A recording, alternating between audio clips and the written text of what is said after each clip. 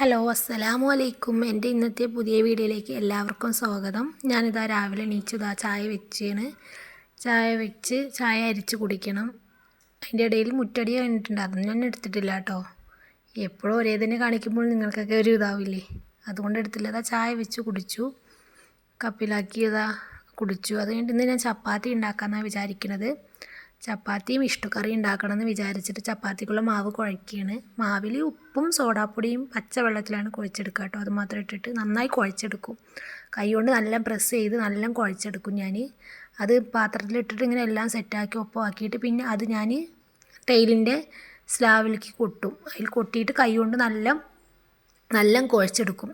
കൈ കൊണ്ട് നല്ല പ്രസ്സാക്കി നല്ല കുഴച്ചെടുക്കും. നല്ല കുഴച്ചിട്ട് നല്ല അമർത്തി തൊട്ട് നോക്കുമ്പോൾ അത് നല്ല സോഫ്റ്റാണെന്ന് നമുക്ക് തോന്നണം. അപ്പോഴാണ് ഇപ്പോൾ ചപ്പാത്തി നല്ല പൊള്ളി വന്ന് നല്ല പെർഫെക്റ്റായി കിട്ടുള്ളൂ. പിന്നെ അത് വേഗം ഇതാ പരത്തുകയാണ്.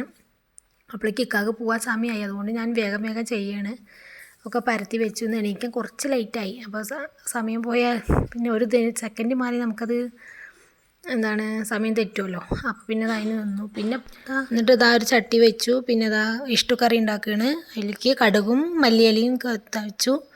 കുക്കറിൽ വേവിച്ച് വെച്ച ഉരുളൻകിഴങ്ങും ക്യാരറ്റും വലിയുള്ളിയും പച്ചമുളകും തക്കാളിയും വേവിച്ച് വെച്ചിട്ടുണ്ട്, അത് ഇട്ടു കേട്ടോ.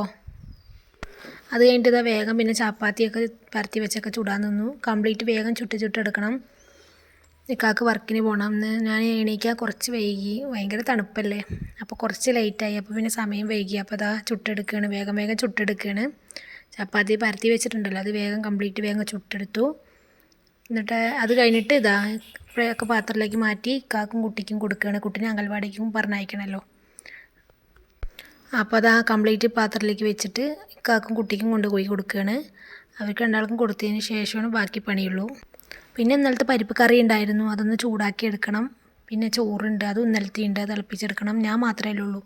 അപ്പോൾ ഉച്ചയ്ക്ക് ഞാൻ മാത്രമേ ഉള്ളൂ. അപ്പോൾ പിന്നെ പരിപ്പ് കറി ചൂടാക്കി ചോറുള്ളതിന് ഞാൻ ഗ്യാസിൽ തന്നെ തിളപ്പിച്ച് ഊറ്റാൻ നോക്കുകയാണ്.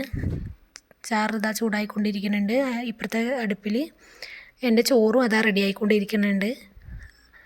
ചോറിൻ്റെ പണി കഴിഞ്ഞിട്ട് പിന്നെ അടിക്കണം തുടയ്ക്കണം, ആ പണിയുണ്ട്. കടിച്ച് വാരി തുടയ്ക്കലും തിരുമ്പലും ഉണ്ട്, അത് ഞാൻ ഇതിൻ്റെ ഇടയിൽ കൂടെ ചെയ്യുന്നുണ്ട്. അതും ചെയ്ത്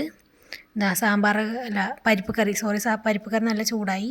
പരിപ്പ് കറി ചൂടായി കഴിഞ്ഞ ശേഷം പിന്നെ ഇന്നലെയൊക്കെ മീൻ കൊണ്ടുവന്നിട്ടുണ്ടായിരുന്നു, അയിലക്കണ്ണൻ അങ്ങനെ എന്തോ ഒരു മീൻ. അപ്പോൾ അതിന് ഞാൻ മസാല തിരുമ്പി വയ്ക്കാൻ നോക്കുകയാണ്. അതിലേക്ക്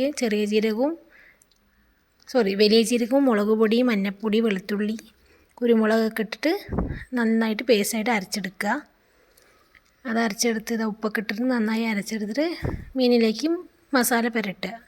അതൊക്കെ നിങ്ങൾക്ക് അറിയാമല്ലോ, അതൊക്കെ ഞാൻ ചെയ്തു. എന്നിട്ട് അത് കഴിഞ്ഞിട്ട് എൻ്റെ മീൻ പൊരിക്കുകയാണ്. മീൻ മസാല തിരുമ്പി പൊരിക്കുകയാണ്. പൊരിച്ചെടുത്തു.